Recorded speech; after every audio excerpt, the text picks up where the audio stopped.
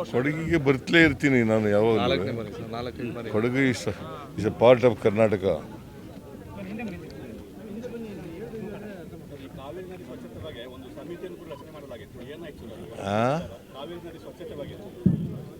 Committee ಅವ್ರೇನು ಇನ್ನೂ ವರದಿ ಕೊಟ್ಟಿಲ್ಲ.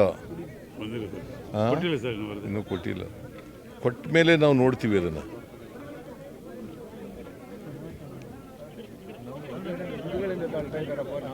ಸರ್ 9 ವರ್ಷಗಳ ನಂತರ ಮೇಲ್ಸೇತುವೆ ಉದ್ಘಾಟನೆ ಆಗ್ತಾ ಇದೆ. ಹಲವು ವರ್ಷಗಳ ನಂತರ ಮೇಲ್ಸೇತುವೆ ಉದ್ಘಾಟನೆ ಆಗ್ತಾ ಇದೆ. ಇಲ್ಲ ನಾವು ನಮ್ಮ ಕಾಲದಲ್ಲೇ ಇದು ಶುರುವಾದದ್ದು ಪ್ರಾರಂಭ. ನಾನೇ 2016ರಲ್ಲಿ ಇದಕ್ಕೆ ಮಂಜೂರಾತಿ ಕೊಟ್ಟದ್ದು.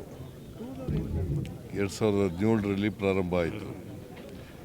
ಅದು BJP ಸರ್ಕಾರದಲ್ಲಿದ್ದಾಗ ಪೂರ್ಣ ಮಾಡಲಿಲ್ಲ, ವಿಳಂಬ ಆಯಿತು. ನಾವು ಬಂದ ಮೇಲೆ ಅದಕ್ಕೆ ಬೇಕಾದಂಥ ಹಣ ಕೊಟ್ಟು ಶೀಘ್ರಗತಿಯಲ್ಲಿ ಮುಗಿಸಿದ್ದೀವಿ.